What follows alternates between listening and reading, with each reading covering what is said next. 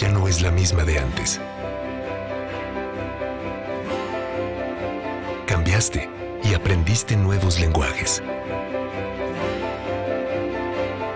Creciste con tu familia y abrazaste lo mejor de ellos.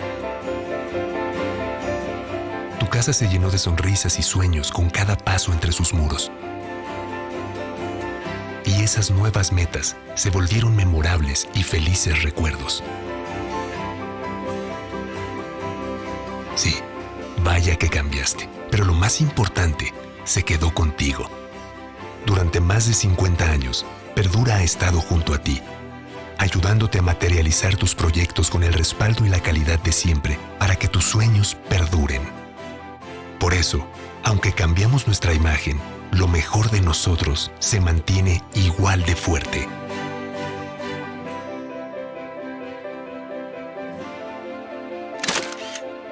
Porque en Perdura sabemos muy bien que aunque tu vida cambie, lo bueno perdura para siempre.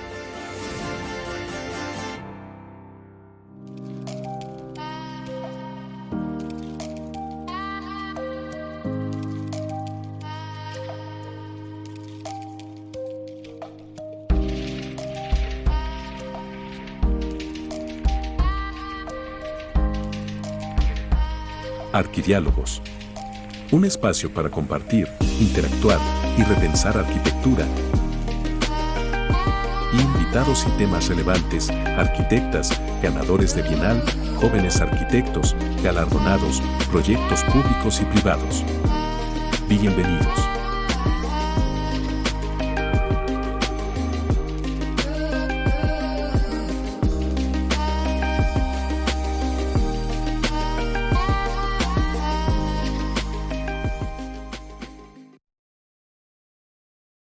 Muy buenas tardes y bienvenidos a todos y a todas a este nuevo Arquidiálogo.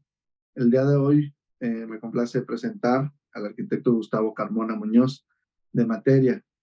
Nos va a platicar sobre varios proyectos que han realizado en el despacho y si bien un poco de todos del proceso que han tenido también en algunos premios que han llevado. Pues les voy a leer un poco de la semblanza del arquitecto. Empieza con estudios profesionales en la Universidad Anáhuac del Norte y maestría en arquitectura en Arizona State University.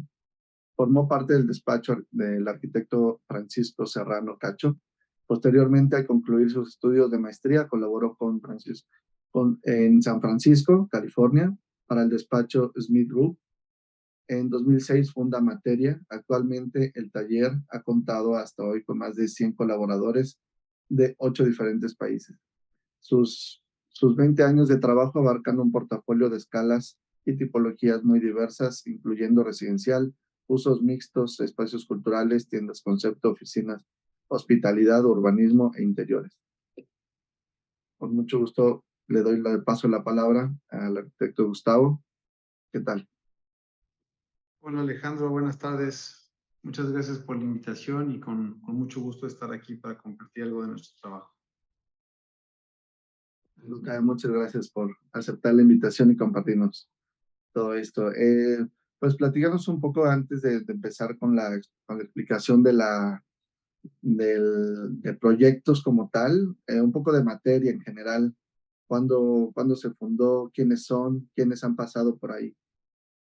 Claro, pues mira, ya tenemos prácticamente cerca de 16 años del momento en que, como tú bien dijiste, yo estudié en México, trabajé un tiempo con el arquitecto Serrano, después hago una maestría en Estados Unidos y termino trabajando varios años en San Francisco, California, y a finales del 2006 decidí regresar a México junto con mi esposa y arquitecta y socia también fundadora, Lisa, para empezar el despacho, ¿no? Y unos primeros años, pues, como el inicio de muchos, ¿no? Desde cero, la verdad, desde empezar a picar piedra en todos los ámbitos, y es hasta en el 2009 que formalmente establecemos Materia ya como una, digamos así, empresa o persona moral, y de ahí nos empezamos a desarrollar un poco más, evidentemente con lo que eso conlleva, ¿no? Con tiempo, con paciencia y con mucha resiliencia, la verdad. Y una historia que creo que es muy bonita, que me llena de satisfacción por el tipo de colaboradores con el que hemos contado, el tipo de proyectos que hemos logrado ir haciendo con el tiempo y el enfoque que también nuestro trabajo pues, nos ha ido de alguna manera siendo más conscientes cada vez y que hoy nos permite pues, poder hablar de una especie de filosofía, ¿no?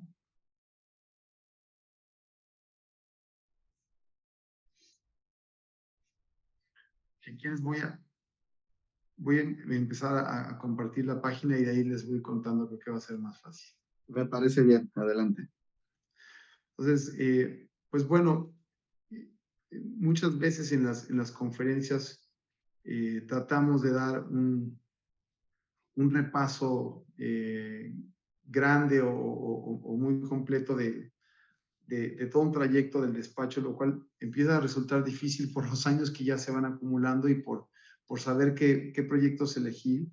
Entonces, en esta ocasión quise, le llamo obra reciente, aunque en realidad elegí 5 proyectos que van desde el 2015 hasta acá y que considero de alguna manera ligados en un desarrollo de ideas y de vocaciones del tipo de espacios y de enfoque en el diseño, culminando con 2 proyectos bastante recientes este año.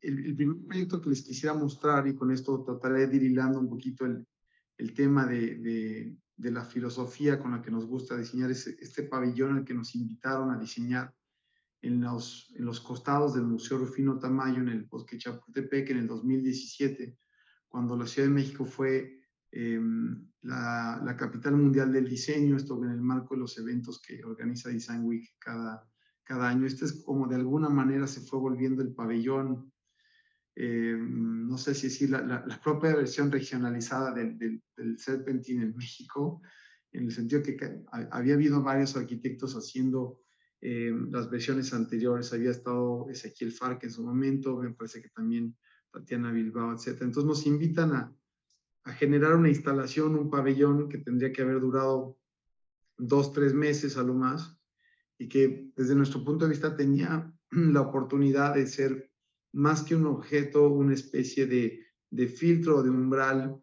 que destacara la condición específica del bosque de Chapultepec y se relacionara con el museo. Y mucho del interés personal que tengo en la arquitectura y de lo que nos fijamos en el taller es que nuestro primer material es la luz o la ausencia de la misma, ¿no? Que de alguna manera sí traduzco el significado de la sombra. Entonces, queríamos hacer una especie de máquina, una especie de experiencia transformadora que estuviera en constante cambio. Y empezamos este es uno de los dibujos que hicimos a partir de un modelado 3D que después nos dedicamos a hacerlo aquí a mano con las sombras. Y una serie de maquetas, estas ya fueron las más apegadas al diseño último, en donde establecíamos una edificación que pudiera partir de la premisa de un mismo detalle constructivo, un mismo ensamble, pero que en su repetición y variación de posición pudiera generar un espacio semicontenido que de alguna manera actuara como un rayador del contexto y lo disectara para entenderlo diferente, ¿no? Para ver sus partes cuando entrases y volver a salir y entender el todo de una manera distinta. Y entonces nos pusimos a pensar en lo que significa la materialidad. El Museo Tamayo, pues evidentemente con una herencia de la utilización del concreto, de la masa, fue lo que inspiró la generación de estas cartelas o columnas repetitivas que cromáticamente y materialmente también se podían ligar a la idea del museo. Y por otro lado, la madera, en el sentido horizontal, generar una liga áptica con la idea de los árboles y las copas, ¿no? El techo que estas implica. Y de ahí formar lo más básico para generar una idea de espacio, que es la sección, pues, que es un marco que es básicamente 2 columnas y una trave, ¿no? Es de alguna manera nuestro corte más básico en la generación de espacio, pero empezarlo a hacer de una manera muy desmenuzada y enfatizando siempre la idea de conexión y realmente hacer desaparecer el objeto en esta repetición. Cuando tú logras tener suficiente repetición y ritmo, el objeto en sí mismo se hace menos importante y la atención pasa a lo que genera el conjunto. Entonces, este es un diagrama de la idea constructiva y me es muy relevante compartirlo porque creemos que más que hacer conceptos, los arquitectos podemos hacer estrategias conceptuales. Y hablar de estrategia conlleva entender no solo una idea intuitiva, abstracta, estética, sino también el compromiso que hay de esa idea de hacerse ensamble, de hacerse material, de hacerse construible, de reconocer el sitio en el que está. Y entonces se hacen lo que le llamamos sí, la muestra detallada, es decir, algo que genera un tipo de vivencia perceptual y sensorial, pero que está ejecutado a través de un ensamble tectónico bastante racionalizado y entendido en sus partes. Estas son fotos de lo que fue la cimentación, el proceso de hacer este pabellón en ese cachito de bosque. Fue muy retador porque el camino que ven ahí donde está estacionado esa camioneta roja, pasando ese andador ya es bosque de Chapultepec. No podíamos ni poner un saco de tierra ahí porque nos caía la autoridad. Y antes de ese camino era todavía el territorio, la propiedad del Museo Rufino Tamayo. Y cuando estaba preparando esta presentación, me percaté que de alguna manera los proyectos que elegí, excepto uno, son proyectos que han estado envueltos en un contexto circundante de algún tipo de crisis. Y lo digo porque este era el 2017 y durante este montaje fue que sucedió el terremoto del 19 de septiembre. Habíamos puesto creo que unas 5 o 6 columnas y de repente todo se paró, pues la ciudad entró en pausa, ¿no? Entró el temor, había la pregunta de, caray, deberíamos estar haciendo esto cuando la ciudad le ha sucedido. Y después de un par de semanas de digerir o empezar a digerir lo que había pasado con nuestra ciudad, la decisión de los organizadores fue, pues, nada, hay que seguir en la vida, ¿no? Entonces, de alguna manera fue un proyecto que implicó una mística muy interesante en su ejecución por todo lo que había sucedido. Y que, bueno, requería también mucha precisión. Aquí estamos en el montaje de estos prefabricados, que los trajimos desde Yucatán para que el agregado del prefabricado fuera lo más blanco posible. Y empezamos a hacer las pruebas del montaje. Y aquí la diferencia es la distancia que hay entre columnas. El claro se va abriendo para generar una especie de óvalo al centro, pero las traves siempre se mantuvieron iguales. Entonces la lectura del techo o de la copa de árbol que generan esas traves siempre es igual, y esa diferencia también iba a ser lecturas de sombra y de luz hacia afuera y no solo hacia adentro del proyecto. Aquí esta vista en lo personal me gusta mucho porque se entiende cómo se sembró el proyecto con relación al museo. Tenía una especie de diagonal de lo que es esta salida aquí visual del gran ventanal del espacio central del Museo Tamayo. Y la gente pues realmente lo habitó, lo apropió al grado que esto estuvo 9 meses ahí, no solamente 3.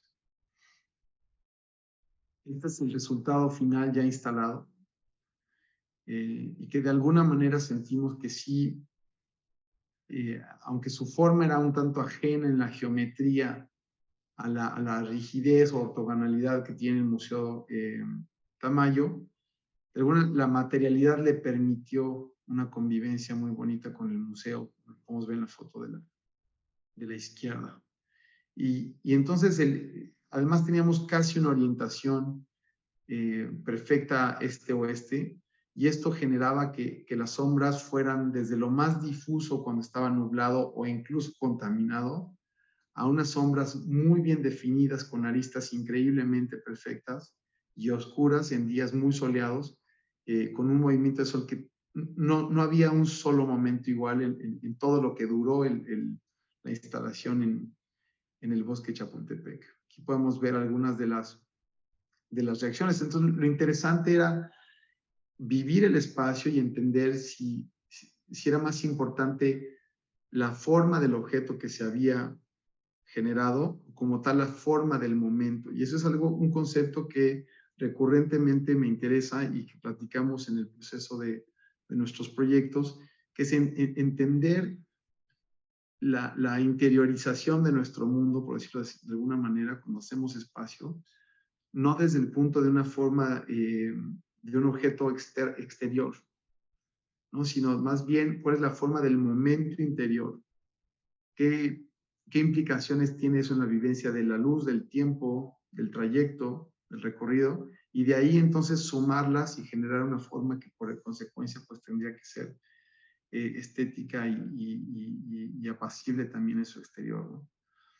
Aquí podemos ver cómo se lee perfectamente una arista, ¿no? Un índice que lo trazan todas las puntas de los elementos, mientras que también se va haciendo esta lectura de la curva. Entonces es una oportunidad para entender que dos planos cartesianos y dos geometrías diferentes se complementan y que es la lectura entre las mismas lo que hace relevante la presencia del detalle y del ensamble, ¿no?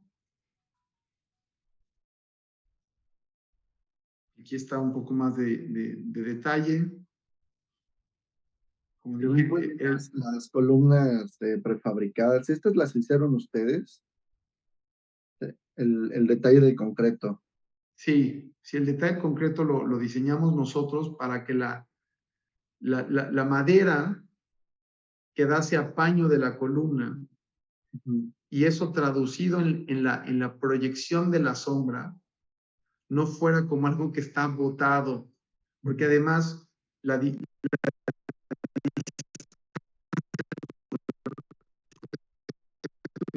entre peine y peine, o sea, a estas dos le llamábamos un peine o una cerda del peine, ¿no? Esta era una distancia que es la misma que si vas de este paño a este paño. Claro. Entonces, ese ritmo era muy importante mantener. Y lo interesante es que si bien las columnas tenían un detalle en su cimentación y en su anclaje, que aunque permitieran un muy leve movimiento, no tenían riesgo de colapso. Todo el peine ya, la peinilla junta arriba, ya le aportaba una segunda rigidez muy interesante. Entonces también es una oportunidad de expresar el funcionamiento tectónico que está teniendo la estructura como tal, ¿no? Aquí se puede ver los efectos, la apertura de las sombras, la inclinación. Y había momentos, sobre todo en el amanecer, donde aquí se formaba un camino casi completo de arco a arco, de lado a lado. Y fue un proyecto que me gusta ponerlo porque me dio muchas lecciones. Estábamos muy enfocados en generar la sombra y uno de los aprendizajes fue que en momentos donde el sol está muy abajo como la luz reflejaba entre las columnas y hacía una especie de brillo. En algunos momentos pareciera que la luz venía de dentro del elemento de concreto. Entonces, ese efecto de refracción fue un aprendizaje que después nos llevamos a otros proyectos. Aquí están en la tarde, la iluminación la queríamos al mínimo, simplemente bañar su presencia en la base, dejar una pequeña muestra de que ahí estábamos. Esta luz que tienes aquí en esta fotografía, de hecho, se la da un farol del bosque Chapultepec, no éramos nosotros. Pero traía, ¿no?, hacia este baño casi como de catedral al interior del proyecto, ¿no? Se convirtió en un pequeñito faro de luz en la oscuridad. Entonces fue un proyecto muy bonito, muy satisfactorio, y creo que muy sencillo en su concepción, ¿no? Y cuya complejidad está hecha ya por el evento mismo de la luz. Sí. Entonces, yo creo que se verán un poco en los proyectos que vienen, esas ideas como los aprendizajes y los descubrimientos que vamos teniendo en el hacer, vamos después tratando de salpicar en otros proyectos y con otras estrategias. Y esos son de esos proyectos que son pequeños, pero son bien complejos y divertidos, ¿no? en que te metes hasta el último detalle y Claro, y además lo teníamos que hacer suceder nosotros, es decir, casi que ser los mismos constructores, porque hacer una instalación, pues, a ver quién lo pagaba y cómo patrocinábamos. Hubo mucha gente que ayudó, que generosamente participó de un patrocinio para financiar esto, y que sí, como bien tú dices, son complejos, porque hay una relación tiempo-ejecución, pero muy, muy divertidos. O sea, hay muchas fotos que estamos ahí tirados en el talud del museo viendo la ejecución. La oficina, el taller afortunadamente no nos quedaba lejos, entonces casi diario íbamos a ver cómo estaba el tema. Y después era muy interesante hacer el juego como de Mystery Shopper. Ir un domingo, un sábado, sin decir que éramos los arquitectos, y observar a la gente, ¿no? Hubo gente que lo convirtió en altar de Día de Muertos, o hizo clases, o hizo yoga, o de repente tocaban música. Entonces, sin hacer una programación específica, lo que sucedió es que hubo apropiación, y eso hizo que el museo incluso no quisiera quitarlo hasta que eminentemente llegó el tiempo de hacer el del siguiente año y se tenía que ir a alguna otra parte del pabellón, ¿no? No, y me tocó experienciarlo. Yo estuve en ese mismo año exponiendo adentro, en el Tamayo, y obviamente lo vi.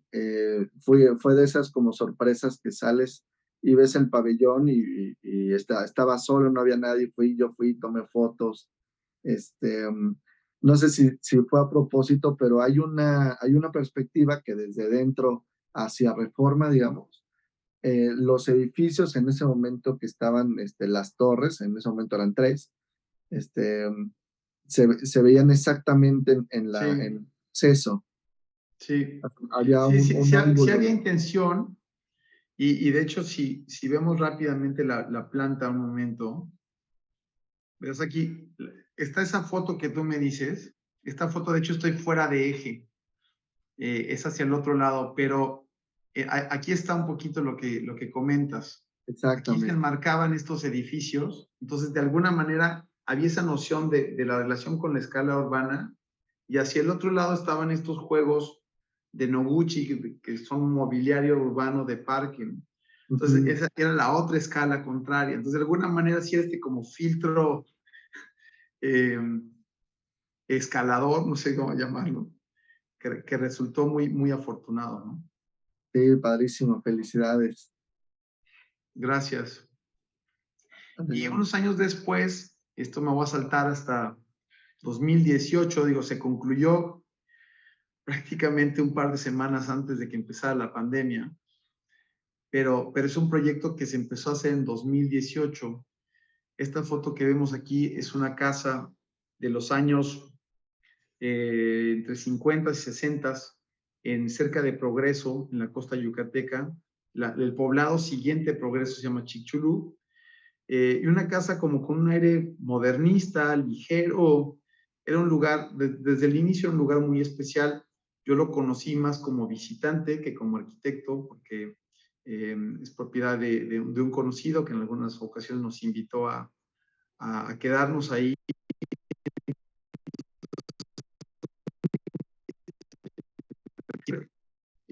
Un arreglo espacial muy contenido.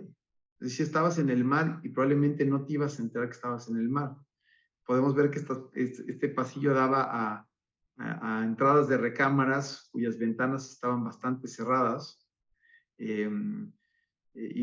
esto como lugar de paso simplemente a circulación en un lugar ocupable. Entonces, en esta casa tiene una tradición de una familia muy grande, y acá en Yucatán, toda la temporada de verano se le llama pues la temporada, y la gente se va a sus casas de playa y pasan allá 2 meses y medio quedándose en el mar. Esta es la planta original de la casa, y podemos ver que tenía 1, 2, 3, 4 recámaras. Estos eran unos garajes. El pórtico le daba la vuelta a la casa, y la sala y el comedor estaban apretados entre una recámara y toda lo que era la cocina. Esta fue una recamarita que le hicieron ahí como un extra alguna vez. Y esto era una especie de terreno sin usar, o sea, un arenero sin mucho chiste. Acá tenían un jardín con la alberca, el mar está aquí arriba. Pero la columnata, la serie la linealidad de los pórticos tenía algo especial. Pero aquí en 5 habitaciones, todos los veranos llegaban 37 a 40 personas a quedarse 2 meses. Entonces te puedes imaginar que era algo difícil, y la familia fue creciendo mucho, ¿no? Desde la abuela, o sea, casi 4 generaciones que se quedaron ahí los veranos. Entonces nos pidieron ampliar la casa y pensarla en un esquema mucho más grande. Y fue algo muy interesante porque era cómo rescatamos la arquitectura que ya está. Entonces se planteó hacer, o sea, permanecer con esta parte de la estructura de la casa, pero redistribuyéndola, es decir, que la sala y comedor tomasen toda la esquina, pero con una vocación realmente de abrirnos a la vista del mar. Dejar la cocina en su lugar original por tema de instalaciones, y luego añadir un cuerpo nuevo o 2 cuerpos nuevos de habitaciones, y lo que generarían en consecuencia es un patio interior, una especie de claustro tipo de hacienda. Por eso es que se me ocurrió llamarle Hacienda Chichulú. Rehicimos la alberca, y entonces en ese momento se decidió que lo haríamos por etapas. Entonces esta etapa se dejó intacta y procedimos a construir esta L. Y cuando esta L estaba por terminarse y llegó el punto de entrarle acá, empezamos a hacer las calas para restaurar, y el concreto se caía como galleta María cuando la bañas en leche, ¿no? O sea, se deshacía porque ya el salitre y la corrosión acumulada de casi 70 años iba a ser imposible. Entonces fue un shock muy grande porque tuvimos que demoler la casa entera. Y esta L que íbamos a rescatar, la tuvimos que volver a hacer de cero. Y eso nos trajo la oportunidad de reacomodar columnas, de realmente relacionar bien los ritmos de todo. Entonces, la casa en sí está desplantada de la misma huella, creo yo que con un espíritu muy similar, que es de esta cuestión de horizonte, de ver, es una casa que tiene 80 metros de frente de playa, que ya es muy inusual. Entonces, era enfatizar esa línea horizontal. Y así lo demuestran los cortes. O sea, lo que quisimos es, aquí puedes ver en el corte superior, la idea de vivir el patio.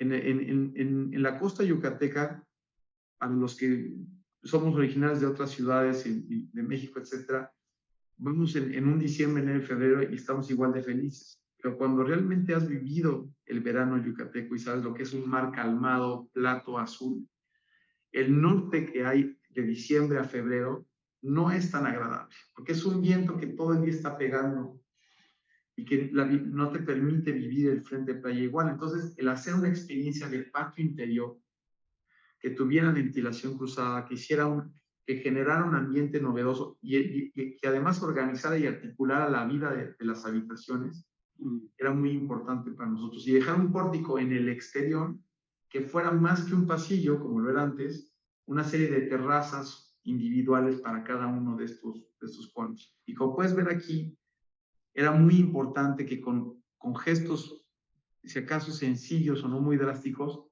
hacer un cambio en las alturas de esos pórticos para enfatizar la experiencia del lugar. Esta foto me gusta mucho porque de verdad que así era la supervisión en short y chancla. Y este es un mar de verano. Y puedes ver, o sea, lo que es cimentar o recimentar una casa en un lugar así. Esto parece un monte Himalaya ahí de arena.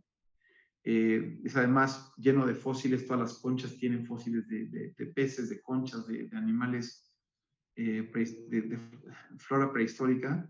Y se hace una cimentación en piedra que tenía que ir muy bajo porque tiene que aguantar el embate de un mar de fondo que en algún momento pueda llegarnos a pegar por un huracán, ¿no? Aquí está la casa, la casa original antigua, y me gusta, o sea, fíjense cómo tenía un basamento, era muy sencilla. La arquitectura original de progreso es una arquitectura muy austera y nos interesaba poder hacer algo de alguna manera austero también. No son las casas de lujo de Acapulco o de Cancún, ¿no? Es una vivencia, no sé si decirlo, más familiar. Entonces, pero puedes ver aquí que las ventanas, las puertas de las habitaciones realmente no hacían una conexión con la vivencia del exterior. O sea, una vez que entrabas a la casa, estabas encerrado en una casa.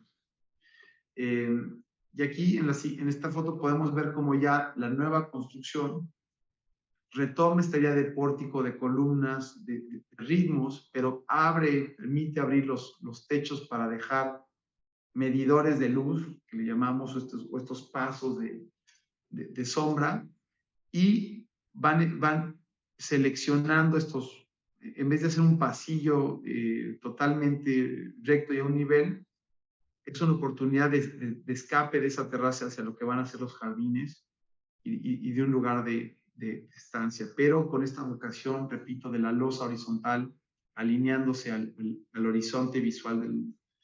Aquí están algunas fotos en el proceso de la obra y que es importante notar porque siempre se busca en el trazo de todo un remate visual en los recorridos o una especie de disección nuevamente a través de generar pequeñas cartelas para dividir una vista y generar anticipación para que cuando salgas a ver el exterior pues sea una sorpresa muy grande, ¿no?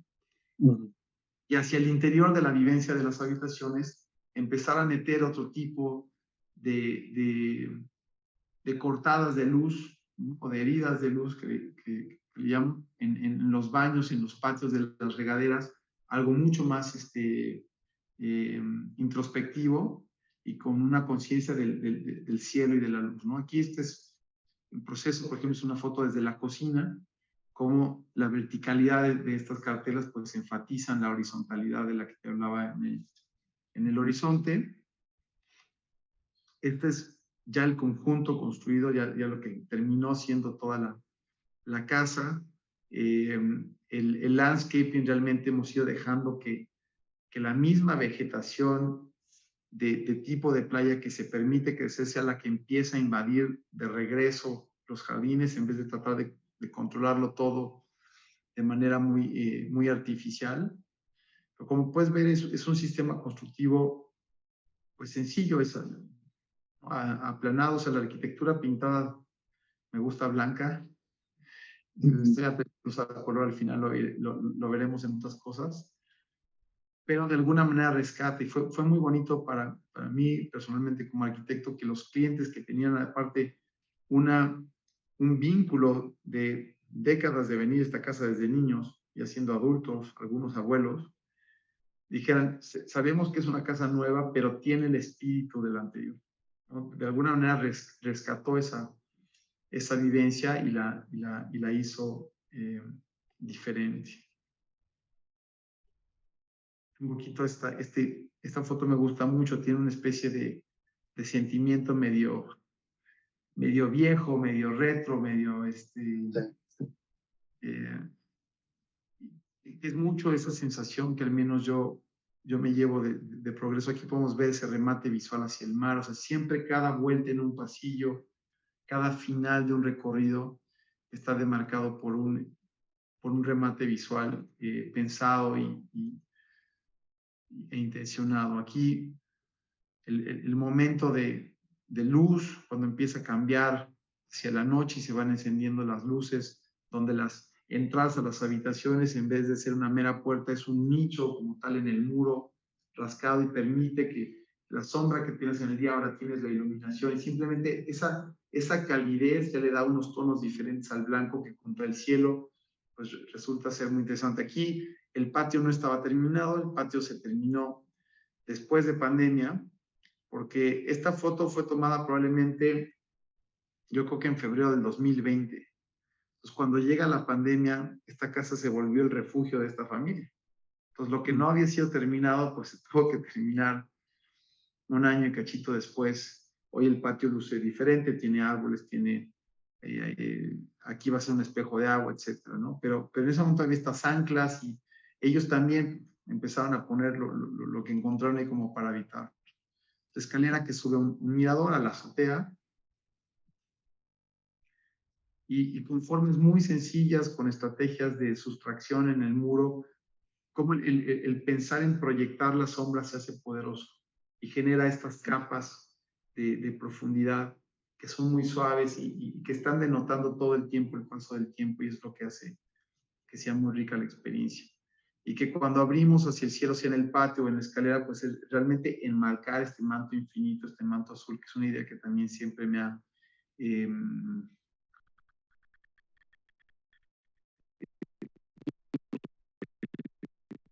juegos de luces que se generan en la noche, los cielos azules, así es la vivencia, ¿no? En este lugar. Y hablamos de remates, ¿no? Aquí en el interior puedes ver ahí, al final de un pasillo, ahí ese árbol ya creció hoy en día, ya está llenando esa vista. O también la relación que hay de cómo nos llevamos las columnas a generar este espacio junto a la alberca para unas hamacas, igual enmarcando un remate hacia el mar. Entonces, la vista está recién casi terminada, todavía ni había mucho paisajismo ni muebles, o sea, fue pre-pandemia, pero ya de alguna manera la casa se sentía que ya pertenecía a ese lugar, ¿no? Fue un proyecto también con mucho vínculo emocional, ¿no? Sí. Oye, y no, entonces sí se terminó por demoler la casa original, o sea, digamos como que se reconstruyó. Sí, o sea, de alguna manera sus ejes originales los retomamos y sobre esos construimos, pero la construcción tuvo que ser totalmente nueva. Órale. ¿Y no sentiste esta como sensación de haber sabido que iba a demoler todo, o sea, a tener como solamente la cimentación, hubieras hecho otra cosa?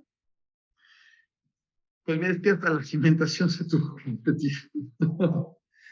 Yo, mira, sí fue doloroso, sobre todo porque los dueños cuando vieron la casa abajo, o sea, sí, se les hizo un hoyo en el alma. Claro. Pero el acto de reconstruirla en su mismo lugar, ¿sí? Y de rescatar el pórtico y de rescatar el elemento, de alguna manera fue como haberle puesto ¿no? los shocks eléctricos y revivir lo que era y darle una vida mucho más larga hacia adelante. Entonces, ya que los espacios empezaron a hablar por sí mismos, creo que ese fantasma se fue, pero sí hubo un momento que sí fue para todos, fue muy doloroso el tener que hacer eso. Ujú. Sí, porque se ve que es como de esas arquitecturas que son como contemporáneas, pero tiene su toque setentero, ¿no? O sea, no se le fue, la esencia sigue de la misma casa, aunque es un proyecto que se nota ya contemporáneo, ¿no? Exactamente, exactamente. Y que no dependes del color o de una moda o de una tendencia, ¿no? Que es algo que nos interesa mucho. Eh, Ujú. que cada proyecto es su propia cosa y responde a sus propios momentos. Y bueno, este es un proyecto que de alguna manera fue nuestra entrada a lo que hemos hecho en la península de Yucatán. Es el pabellón de la Quinta Mons Molina, fue ganador de la segunda Bienal de la Ciudad de México en el 2015, organizada por el CAMSAM. Esta es una casa de época del Porfiriato sobre Paseo Montejo. Está catalogada por el INAH, es patrimonio de la ciudad, se llama la Quinta Mons Molina. Es de las pocas casas que contiene adentro todos sus muebles, decoración y arte original. Es una casa que, que ha sido heredada en 3 generaciones, siempre con la encomienda de no venderla y poco a poco cada vez abrirla más al público. Entonces, de alguna manera, aunque es una propiedad privada, hay ya cierta apropiación de la gente de Mérida con respecto a ella. En el 2000 se abre para albergar eventos sociales, principalmente en sus jardines atrás de la casa. 4 años después se abre como museo, como casa museo. Pero en el 2000, a inicios del 2014 nos dicen, ya no damos con las carpas para estos eventos. Queremos un arcotecho. No. Un techo de esos casi industriales atrás para que si había una boda, pues 1000 personas no se mojaran. Evidentemente ahí entraba el INAH, evidentemente ahí entraba un aspecto de conservación e integración importante y pues dijimos, pues no, un arcotecho de 1000 metros cuadrados no va a jalar. Y realmente la oportunidad fue no entender que hacíamos un techo para eventos, sino hacer un pabellón para que estando vacío estuviera bien. O sea, el programa aquí era el espacio vacío. Y eso fue creo que el mayor reto de hacer entender a nuestros clientes. Que si no estaba lleno de gente activado, conviviera bien con la casa y de hecho fuera algo que le hiciera un homenaje a la casa. Para que, sí sumando una actitud o lenguaje contemporáneo, pues hubiese integración, no hubiese demérito. Entonces hubo un proceso de coordinación muy grande con el INAH. Y este diagrama, creo que es lo que quería decir, es el pabellón tenía que enmarcar el cielo, ¿no? De las cosas más bellas que hay en Yucatán son los atardeceres, sobre todo cuando no hace calor, ¿no? Pero, ¿cómo generábamos vuelvo a lo mismo, esta idea de copa,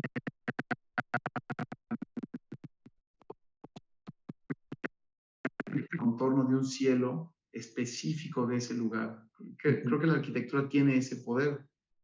Es la que le da una forma al manto celeste que tenemos encima en ese lugar en específico, cuando es algo que es prácticamente infinito, ¿no? Entonces, algunos de los croquis conceptuales, aquí está la casa, hicimos un estudio de las proporciones de las habitaciones de la casa y nos llevamos los vértices de esas habitaciones y de esas modulaciones y las empezamos a hacer columnatas y jugar un poquito entre la ingeniería y el espacio y empezar a delimitar unas. Entonces nos dimos cuenta que en un mismo pabellón podíamos tener un espacio para mucha gente, espacios para menos gente, o espacios para hasta menos gente. O sea, dentro de un mismo espacio existe la escalabilidad de espacios. Y las columnas también hacían un énfasis o un homenaje, una repetición a los pórticos que ya tenía la casa. Entonces hubo mucho cuidado en integración de alturas. Nuestro lecho bajo de techo es la cornisa de la casa. Entender cómo el ornamento con el que la casa estaba hecho podía ser oportunidad de expresión arquitectónica en la fabricación o en la ejecución de la construcción de nuestro proyecto. Claro, además, su negocio es rentar estos jardines, o era rentar estos jardines. No podíamos tenerlo una obra de 7 meses. Entonces, la elección fue hacer prefabricados que pudiéramos avanzar en una planta y prácticamente llegar y montar esta gran CEO, este gran pabellón que de alguna manera está abrazando hacia la casa o mirando hacia la casa, ¿no? Este es uno de nuestros diagramas constructivos que fuimos trabajando con el prefabricador, donde creo que hicimos un sistema constructivo muy innovador en ese momento porque no era el prefabricado típico. Son columnas que además tienen unos anillos de acero que traspasan los paneles y después se encuentran unas traves IPR que corren a lo largo de las losas y que permiten, por unos tirantes que dejamos embebidos en el concreto, que lo pueden ver aquí. Wow. Uy, perdón. Lo pueden ver en este punto. Nos permitían ajustar la losa a la trave de acero de arriba y cualquier deflexión siempre mantenerla controlada.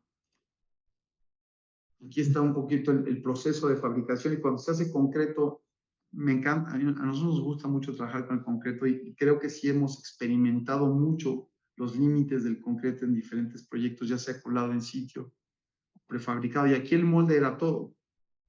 Esas son pruebas de lo que podíamos hacer. Un molde para una columna cilíndrica tiene que salir en 4 partes para que puedas mantener un cilindro perfectamente colado. Si lo quitas en 2, ya la bisagra que necesitas para abrirlo te va a exigir un canal o un remetimiento mucho mayor. Entonces, hicimos que esas juntas fueran ornamentales y después las repetimos para dar una sensación de escala que lo veremos más adelante. Estas columnas se colaron con sudado de cimentación. De hecho, ahí está el molde. Se tuvo que hacer toda esa estructura para colar columna por columna. Y de hecho se colaron al revés. Y aquí está el resultado viendo hacia arriba, como las columnas están perfectamente alineadas con un sistema de paneles cuyos ritmos están muy cuidados. Aquí esta es la foto aérea. Me gusta mucho esta fotografía porque pues sí teníamos que poder cerrar con un techo. O sea, si sí llovía, ¿qué pasaba? ¿No? Y cuando llueve en Yucatán es un tema muy grande. Entonces aquí pueden ver estos dos ejes del IPR de acero que les comentaba. Lo que hacen es que alinean con las columnas de abajo, completan el marco rigidizante que hace que este lugar también tenga resistencia a huracanes y se vuelven rieles de una serie de cubiertas retráctiles que se guardan entre sí mismas de este lado y que se van extendiendo en el lapso de 7 minutos para dejar el espacio totalmente techado si es necesario durante un evento. Pero que abierto resulta en esto. Entonces, de alguna manera, creo que estábamos generando una arquitectura de cierto modo clásica, en un lenguaje contemporáneo. Qué importante cómo las columnas, el momento de casi tocar con la losa, se remeten a este anillo de conexión estructural que permite que el techo parezca que flota, que levita sobre estas columnas. Y que, pues, me parece que esta foto explica esa relación, esa integración con la casa preexistente.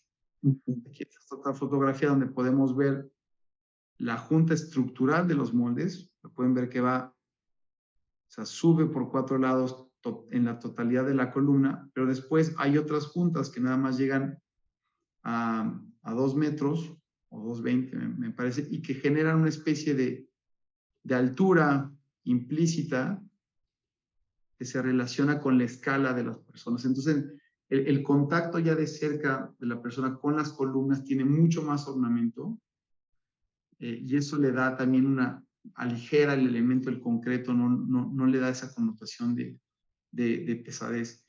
Y además la belleza de esas pequeñitas sombra vertical en esas buñas es algo muy, muy, muy bello y que le da mucha activación o dinamismo al elemento de la columna, ¿no?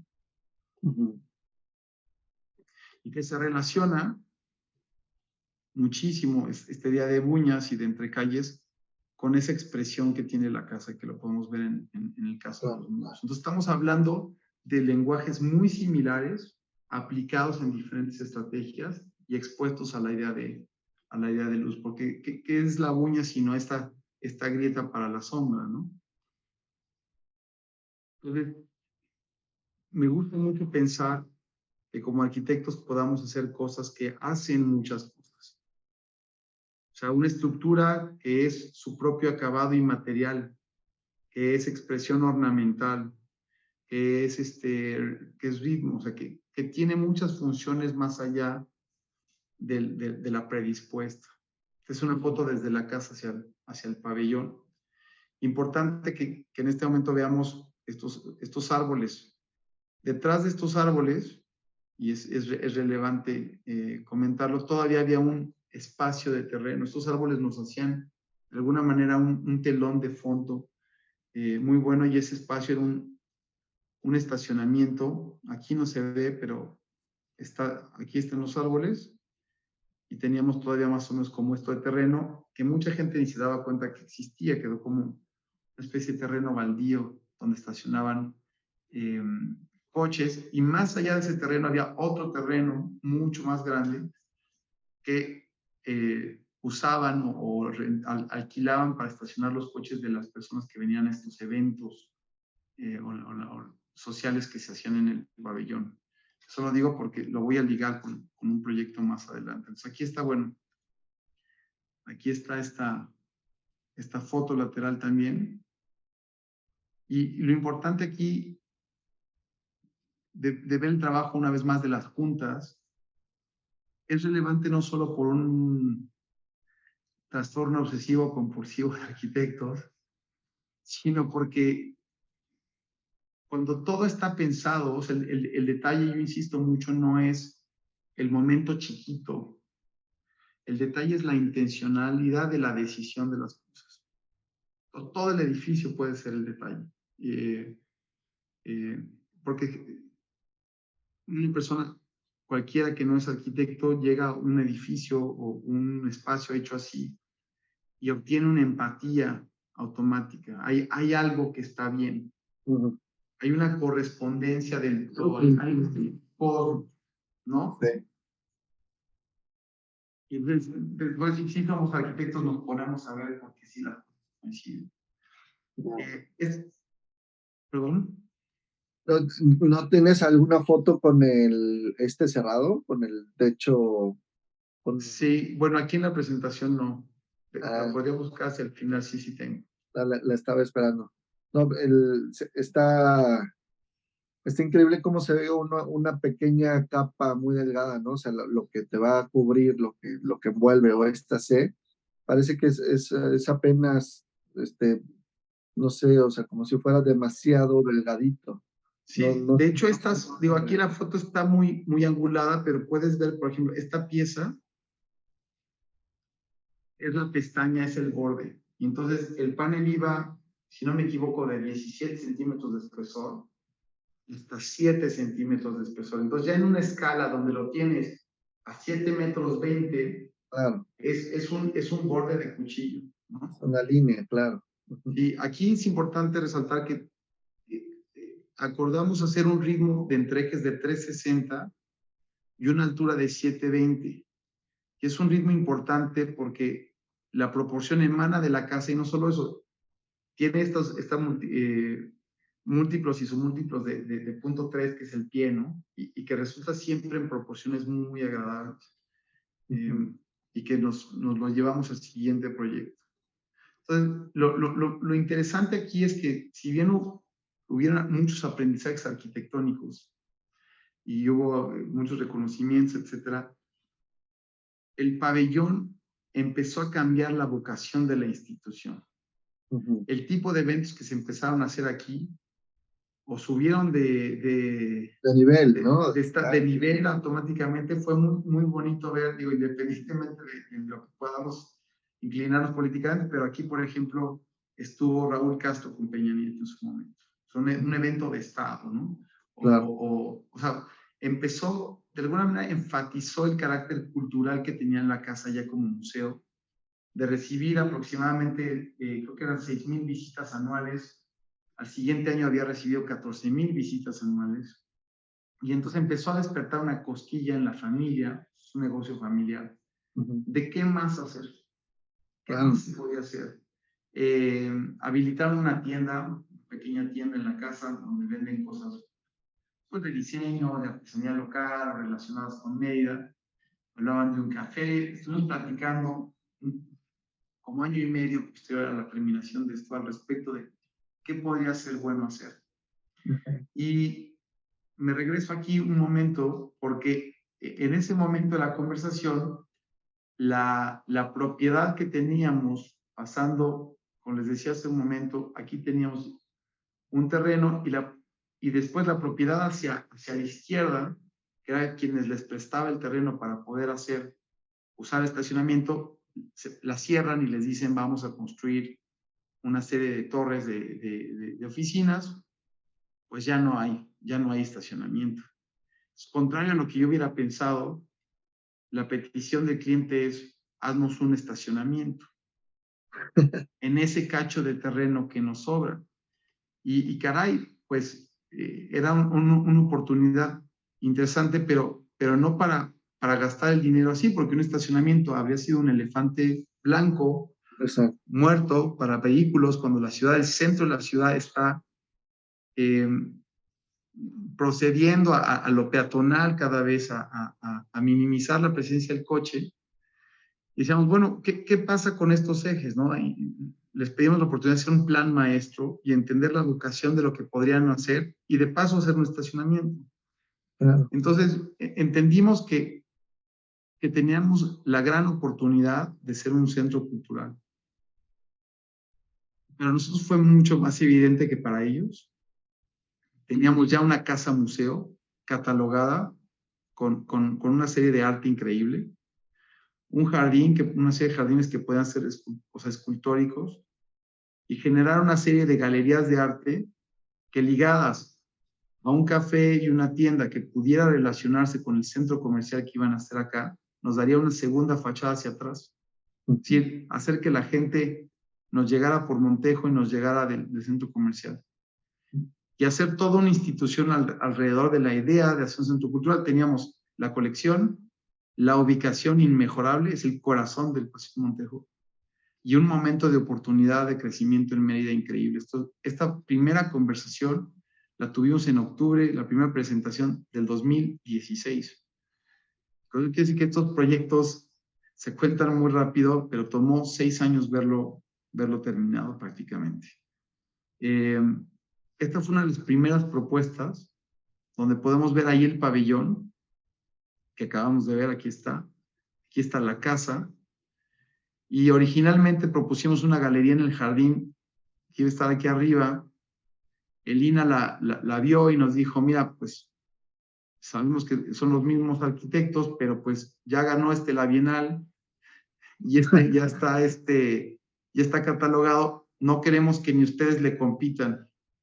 Entonces la solución fue enterrar la galería de arte, lo cual fue además muy afortunado, porque si bien la excavación es cara en Yucatán, nos permite un acceso directo desde el estacionamiento, nos crea un recorrido muy bonito hacia subir y descubrir la casa, ya sea por aquí o sin cruzar la galería para descubrir el pabellón, y nos permitió una continuación visual del jardín, generar una terraza de eventos o de exhibiciones, además de controlar la temperatura y la luz directa para las obras de arte que se exhiben aquí abajo. Entonces fue algo que cayó muy bien, y entendimos que nuestra fachada del centro cultural que estuviese arriba serían los árboles. O sea, este es un proyecto que no quiso ser objeto, un poquito lo que te decía cuando expliqué el Parque Luz. Es más, la idea de vivir dentro del espacio. Una serie de umbrales, que una forma destacable que digas, este proyecto es, no sé, un balón, yo qué sé, un meteorito, ¿no? Entonces, a la par que íbamos desarrollando esto, teníamos que hacer entender a un negocio familiar que era un centro cultural. Y fíjate cómo todo se relaciona. Este día, aquí estamos sentados con el director de operaciones del Museo Nasher de Renzo Piano en Dallas. Wow. Durante esta junta fue el temblor del 19 de septiembre del 17. Es decir, teníamos los celulares apagados y terminando esta junta, prendemos los celulares y nos empieza a invadir las noticias de lo que había sucedido en México. Entonces, había logrado convencer a todos estos hermanos y a la señora, esta es la señora que está acá, una señora que admiro muchísimo, muy valiente, porque ella dijo, yo recibí esto como herencia, yo me quiero morir habiendo dejado un legado, quiero que hagamos este centro cultural. Y logramos contactar a estos museos que tenían cosas similares, escalas guardadas, cosas similares con lo nuestro. Era una relación de museo y jardín, sobre todo, y una relación de programa, ¿no? La combinación de exhibición, de eventos en los jardines, de restaurante y de tienda. Entonces estábamos entendiendo esto, nos dieron unos tours, abrieron sus libros con nosotros, increíble, cuando en México estábamos haciendo el Parque Luz y estaba temblando, ¿no? Esta es una foto con la señora. Esta foto la guardo muy cerca del corazón porque pues básicamente estaba tratando de que nos compraran la idea de una visión que no sabíamos que todavía nos faltaban 5 años para verla terminada. Esto es en el Kimber Art Museum de Louis Kahn, donde también conocimos a los directores y nos decían, a ver, los museos no son negocio, la cultura no es rentable. y mis clientes abrían los ojos y decían, ¿qué vamos a hacer? Y nos dijeron, pero por eso como museos hemos empezado a hacer eventos, Claro. porque los eventos son los que nos sostienen. Y dijimos, ya tenemos los eventos, ya tenemos un pabellón. Entonces, de alguna manera, eso generó que hiciéramos un estudio de mercado y un modelo de negocio que creo que va a ser único en el país. Digo va a ser porque en su totalidad el Centro Cultural abre ahora en enero y que se retroalimenta, ¿no? Y va a ser capaz de sostener sus propias exhibiciones. No es ganar, es no perder, ¿no? Y hacer que la ciudad y la casa ganen. Entonces, así, esta es la planta resultante y nos llevamos las lecciones de estas modulaciones y de la idea de los pórticos que habíamos hecho en el pabellón para generar un lenguaje, vamos a decir, una versión 2.1 de ese proyecto detrás de esta gran pared de árboles que ya teníamos como regalo ahí. Entonces organizamos el programa, la galería de arte, como te comentaba hace rato en el corte, queda aquí en los jardines. Este es un cine de arte que va a ser una etapa que por pandemia se va a tener que hacer en 2 años. Y el resto del proyecto sí se construyó. Ahorita estamos en una parte de interiores, donde se está haciendo un restaurante, librería, un concepto mixto muy bonito, que tampoco hay en la ciudad hasta ahora, pero que la vivencia es en sí mismo el exterior. Se hace otra plaza aquí central donde puede haber eventos de música, etcétera, además de tenerlos acá. Se comparte de la socialización de estos espacios de restaurante, se genera un espejo de agua y hay una futura conexión al centro comercial posterior. Entonces, la gente que se hospeda en estos hoteles y en esta plaza podrá también llegar. Entonces, hay un win-win ahí muy, muy interesante. Bueno, estas son las plantas de galería, las voy a obviar. Y siempre con la conciencia de rescatar esta cuestión de que la columna es receptora de luz y proyectora de sombra, que estas aberturas de definición de cielo son un elemento de composición importante y cómo en el concreto, ahora siendo ya más un edificio, el poder contar con recibir la sombra de estos árboles que ya existen ahí, es el color. O sea, el cambio es la participación del árbol y de lo que yo llamo las presencias. Que un poquito lo que imaginábamos de efectos de luz, o sea, conociendo lo que habíamos aprendido con el parte de luz de la refracción de la luz, muy importante. Y estas ideas ya de cómo ir entretejiendo los nuevos pórticos que igual fueron de 3.6 por 7.2 o por 5.4, dependiendo la altura de las cosas, pero que ya migraban a una sección cuadrada porque todo el sistema iba integrado desde sótanos de estacionamiento. Entonces, teníamos que hacer algo. Estas piezas de concreto fueron muy especiales, no son piezas comunes prefabricadas. Incluso aquí podrás ver en el dibujo que se implica que la trave, en vez de estar descansando sobre la columna, está entre columnas. Sí. Entonces ahí tuvimos que hacer una trave que es un canal C, ahorita lo voy a mostrar. Pero la repetición del elemento, el poder hacer muchos tipos de variaciones y composiciones teniendo mismos elementos prefabricados, es como una especie de Lego que genera una economía de escala y que te da muchísima adaptabilidad. Aquí están algunos de los diagramas que desarrolló la empresa que lo prefabricó. Trabajé muy de la mano con el ingeniero Enrique Escalante, es un ingeniero fabuloso con un alma de arquitecto y que fue pieza fundamental para poder hacer esto. Y aquí tenemos cómo estas composiciones de muros, yo lo que le llamo es el tablero. Pues el tablero existe en la casa, adentro y afuera.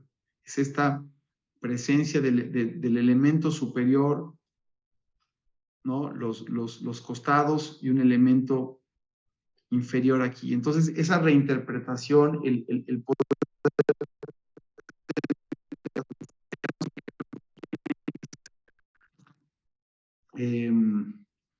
creo que le he perdido miedo al ornamento, es lo que te quiero decir con esto. Creo que es un recurso que si se sabe ligar al proceso, a denotar el proceso constructivo, o sea, aquí la buña, el chaflán, no solamente son cuestiones estéticas, son cuestiones para que el concreto no se rompa cuando es colocado, para la junta constructiva y hacer piezas más transportables, para poder controlar la precisión de las cosas. Entonces, de alguna manera, la mente lo puedes componer en partes, pero las ve trabajando. Entonces, una masa muy estereotómica, muy masiva, empieza a tener propiedades y comunica aspectos de algo tectónico.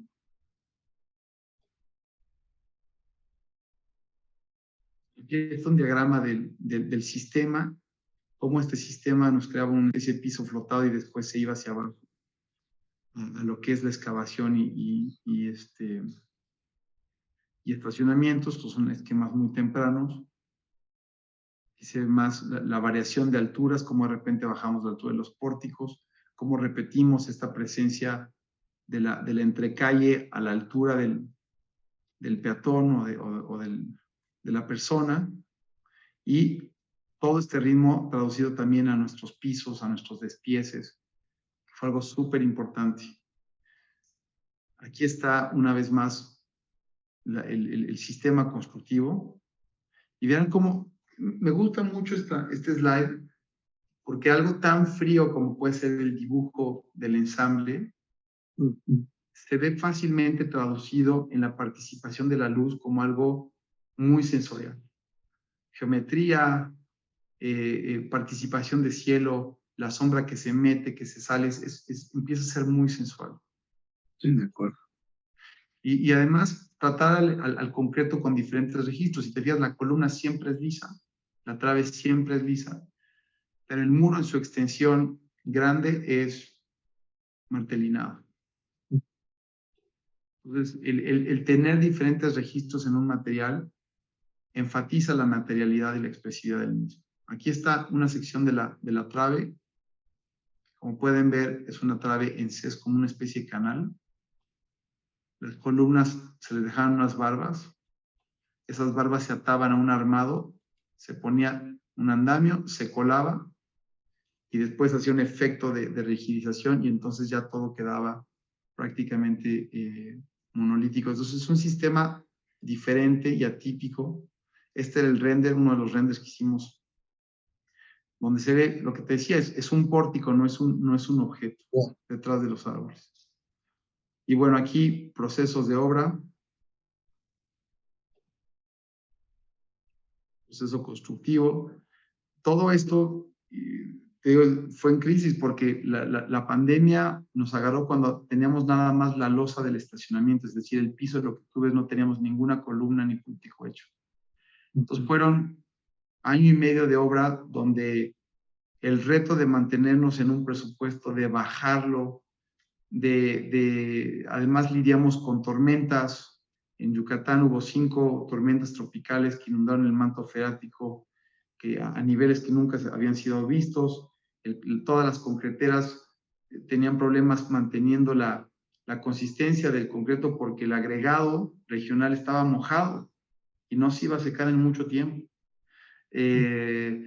Cosas como selladores, juntas, silicones no había en el mercado, todo estaba parado. Entonces, fue un acto realmente de osadía de parte de todos los involucrados para lograr que este centro cultural se terminara en enero de este año.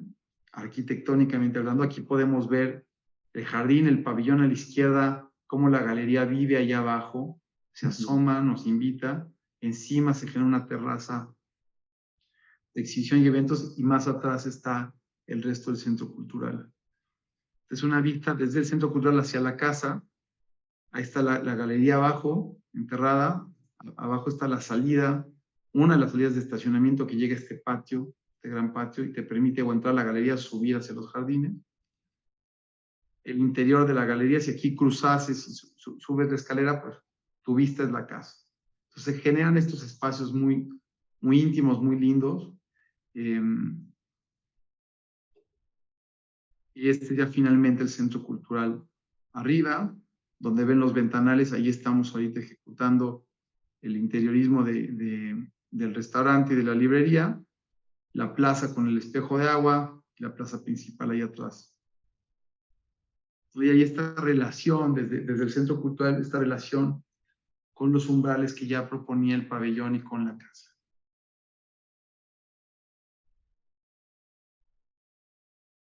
Ahí está la plaza principal, que vuelve a ser una oportunidad más de este enmarque del que platicaba hace rato del cielo, ¿no? Sí.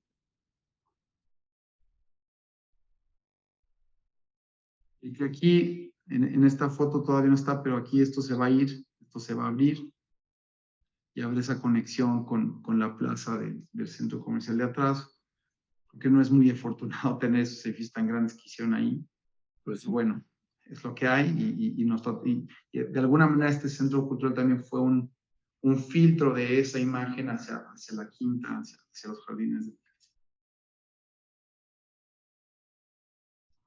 Bueno, creo que en esta foto se empieza a apreciar pues, el trabajo de alineación del todo, es decir, los despieces están alineados en columnas y entre columnas, todo es una submodulación de todo, y eso fue un reto muy grande porque evidentemente tienes que saber construirte las tolerancias suficientes para que eso pueda suceder.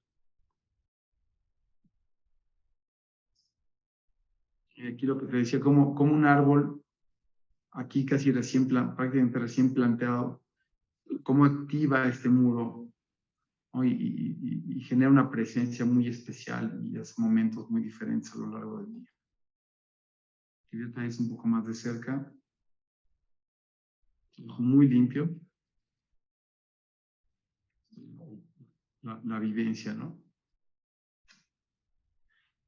Y bueno, por último, este es un proyecto totalmente diferente a lo que les acabo de mostrar. Este es un proyecto que tiene que ver más con interiorismo. Son unas oficinas que nos encargan todavía dentro de pandemia y que entregamos, se abrieron en marzo de este año. Entonces, prácticamente la gente empezaba a regresar a la oficina.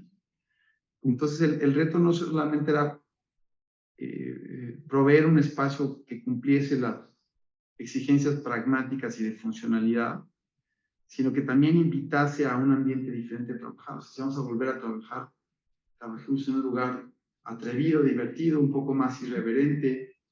Y aquí fue donde creo que empezamos a perderle miedo el color. Entonces es un espacio muy, pues, o sea, sin mucha complicación, es un espacio cuadrado que tiene de 2 lados y cachito ventanal. Y lo que quisimos hacer es hacer una isla central que tuviera puros espacios de congregación, es decir, aquí este es un salón de entrenamiento, de juntas de larga escala, este es un showroom que le llaman, del que puede recibir personas visitantes desde el exterior, desde el lobby, y salas de juntas, y dejar todos los privados en el perímetro y una gran área de trabajo abierta que gozase, ¿no? Y estos privados también de la vista a un parque en la zona de Polanco. Este es el vestíbulo y quisimos aprovechar de las columnas existentes para utilizarlas también a nuestro favor y hacer una estrategia de color donde esta masa, de alguna manera masa central, es de madera y si cada vez que le rascas una puerta develas un color, como si de alguna manera cortaras una fruta, ¿no? Y simplemente, o sea, aquí fue algo, cómo nos divertimos con este proyecto. Las ventanas aquí en las esquinas las hicimos curvas para que el espacio no se hiciera rígido, para que la circulación fluya. Entonces hay proyectos cuyas decisiones son más sencillas, más directas de alguna manera, pero que está bien, que está bien. Aquí está la entrada, la madera, y cuando, como les decía, cortamos esa masa central, aquí vendría su dibujo de la misma, pues este nicho que se está cortando es color y oculta la puerta y la columna existente la pintamos también de otro color. Entonces generamos una variedad de colores.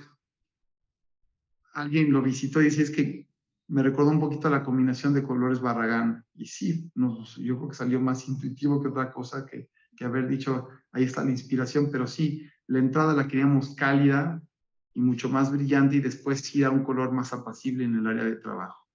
Entonces ya que vas entrando, pues dejamos expuesto el plafón, lo limpiamos, la losa la pintamos de azul, de hecho no es un azul constante, es un gradiente que va de un clarito a un azul un poco más oscuro. Y todo lo que es los volúmenes pues van de madera, las instalaciones las pintamos azul, excepto la de contra incendios, que hace que el color rojo de hecho resalte aún mucho más contra el azul, es un contraste muy conveniente. Ahí está un poquito la idea del detalle. Entonces es este detalle de ceja, de iluminación, de muro, que todo esté integrado y que igual que lo haríamos con una arquitectura exterior, por decirlo así, pues tiene una participación en el espacio al hacer muchas cosas.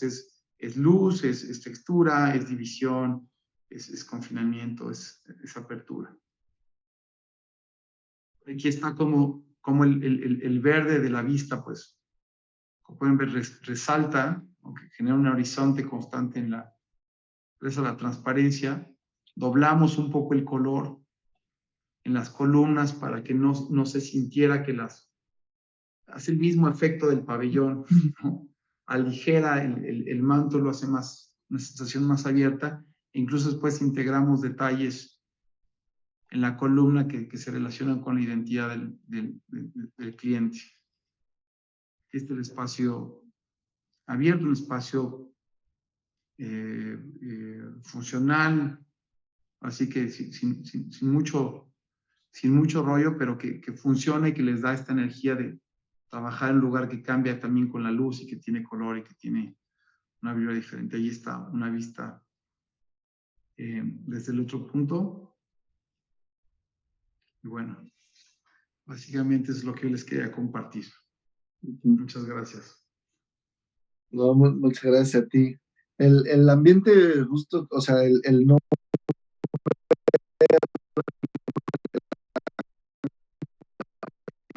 justo abre, no sé si es el azul como si fuera el cielo, pero, o sea, se siente simplemente en las imágenes un ambiente más tranquilo, ¿no? Más, o sea, fuera de la formalidad de una oficina.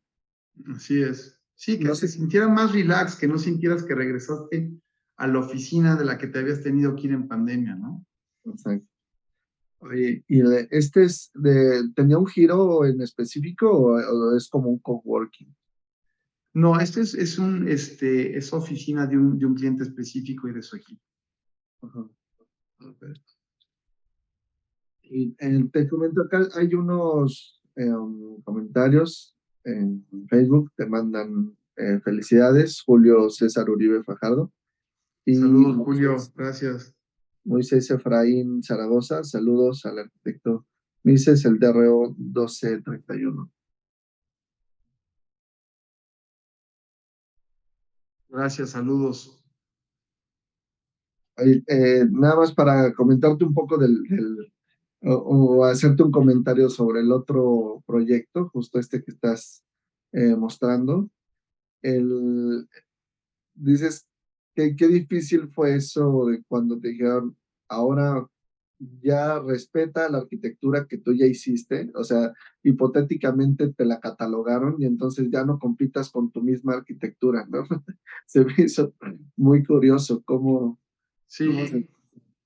¿A qué arquitecto imagínate, le dicen, ya sabes que ya no puedes hacer algo más con la arquitectura que acabas de diseñar? Ya déjalo así.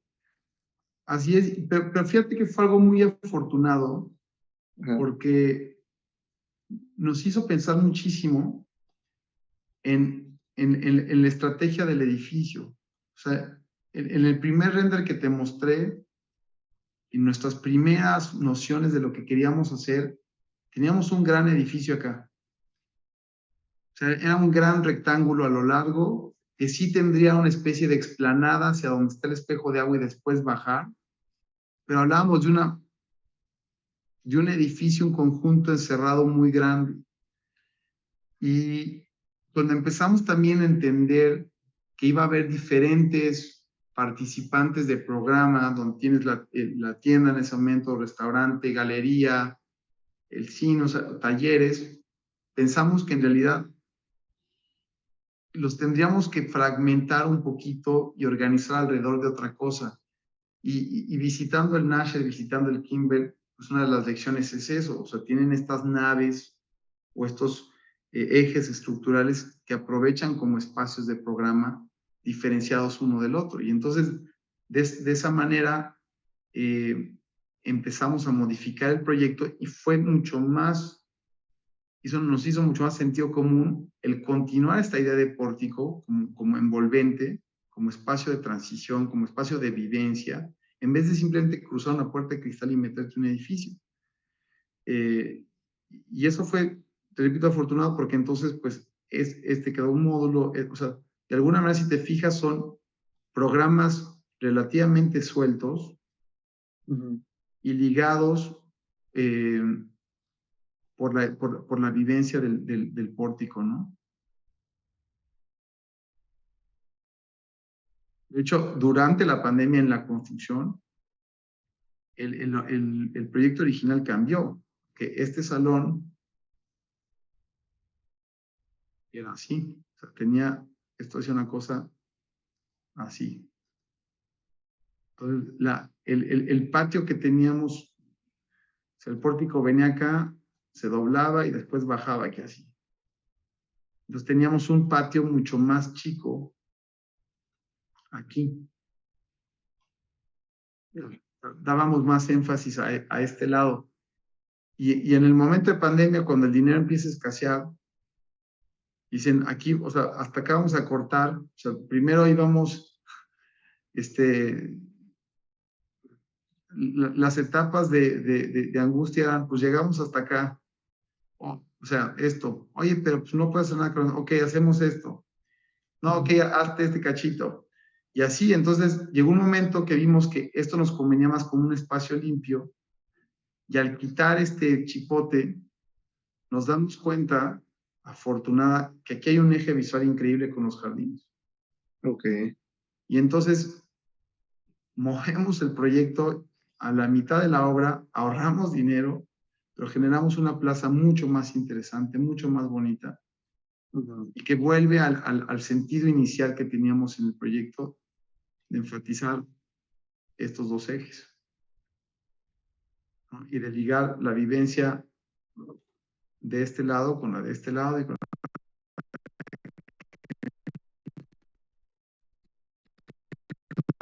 Ruidos como más lineales, ¿no? O sea, sin así tantas vueltas. ¿Cuándo nos vamos a poder dar una vuelta por ahí caminando? Pues ya se puede. Digo, la casa está abierta, el pabellón están abiertos. En próximas semanas, pues se va a empezar a generar ya un tema de comunicación importante para anunciar la apertura del centro, que yo creo que es en algún momento de enero, y que va a abrir con una exhibición muy, no puedo decir de qué va a ser, pero una exhibición muy linda, muy ligada a la historia de Yucatán. Se abre el restaurante, se abre la librería y eventos, ¿no?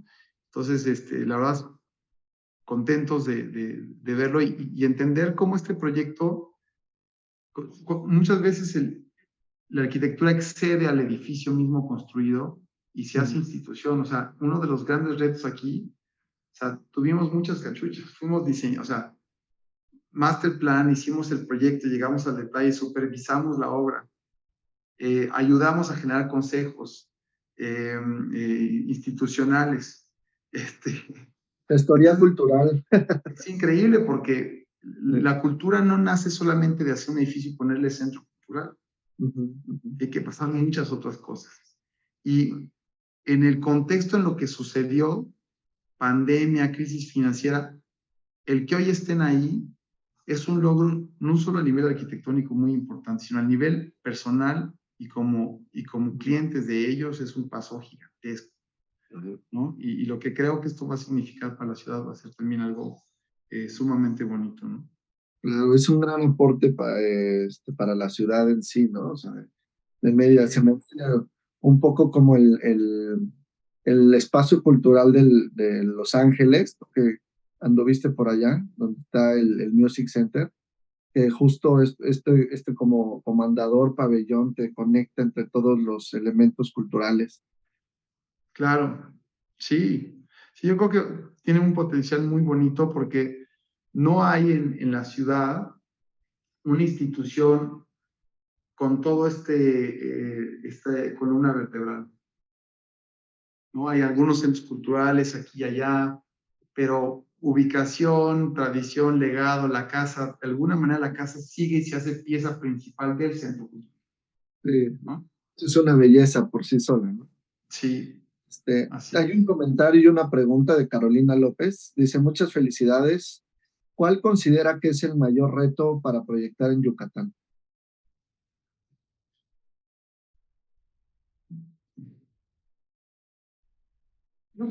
Yo creería que entender bien Yucatán, así como es hermoso, es muy violento con el arquitecto, con lo construido. O sea, tienes corrosión al máximo, tienes mucho calor, lo cual hay excesiva dilatación en los materiales. Tienes una mano de obra que no es experta en todos los tipos o sistemas constructivos, está muy ligada a ciertos sistemas constructivos regionales. Pero yo creo que es como todo. Yo creo que cada vez que vas a un lugar diferente, afortunadamente hemos tenido la oportunidad de construir en muchos lugares, hacer proyectos en lugares fríos, templados, muy calurosos, en playa, en ciudad. La mayoría de nuestras obras, de hecho, no están en la Ciudad de México, curiosamente. Y creo que es el mismo ejercicio de rigor estratégico en cada vez. Entender qué tengo a la mano, qué oficios son beneficiosos para mi proyecto, cómo los puedo controlar, enfatizar y lucir, ligado a un presupuesto, ligado a una estética. O sea, la arquitectura tiene que ser 360, ¿no? Entonces, si ese ejercicio de análisis y de consecución, de poder que las decisiones de diseño se argumenten junto con las de estructura, con las de presupuesto, con las de programa, te deja construir en cualquier lado. Porque el arquitecto no, yo creo que no es el que ya sabe construir en cualquier lado, no, es el que sabe qué necesita averiguar y preguntar para construir en cualquier lado. Pues justo hablando y ya para cerrar, o sea, me gustaría que nos dieras algún último comentario, algún consejo, justo ya para cerrar el arquidiálogo.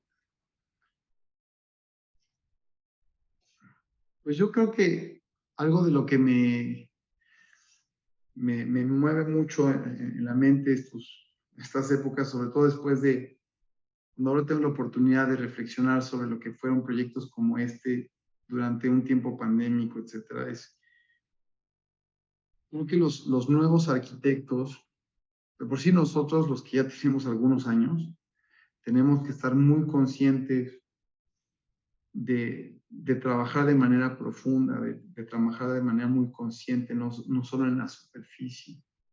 Y eso se traduce en rigor, en ir hasta el último detalle, hasta la última consecuencia, en lo que haces y en lo que piensas. Y creo que lo que notamos, y sin un ánimo de comparación, porque creo que las generaciones tienen habilidades diferentes, estamos formando, ¿no?, profesionales en un tiempo donde todo es muy superficial, donde todo es muy rápido, donde todo es consumo instantáneo.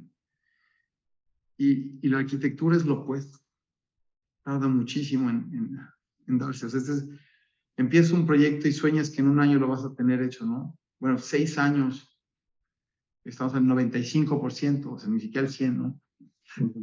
Entonces, toma tiempo, toma paciencia, toma resiliencia, toma mucho enfoque, pero sobre todo toma mucha dedicación profunda. Y creo que eso es algo que aconsejo y que trato de motivar lo más que pueda en mí también, porque no dejo de ser víctima en muchas ocasiones de esa velocidad superficial del mundo en el que estamos inmersos hoy, ¿no? Creo que por ahí iría mi consejo.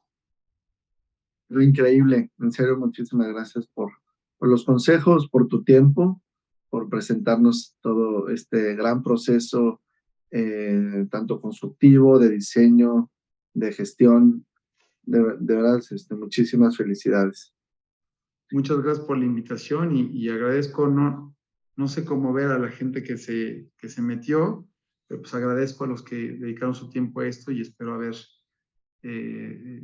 aportado a ellos, ¿no?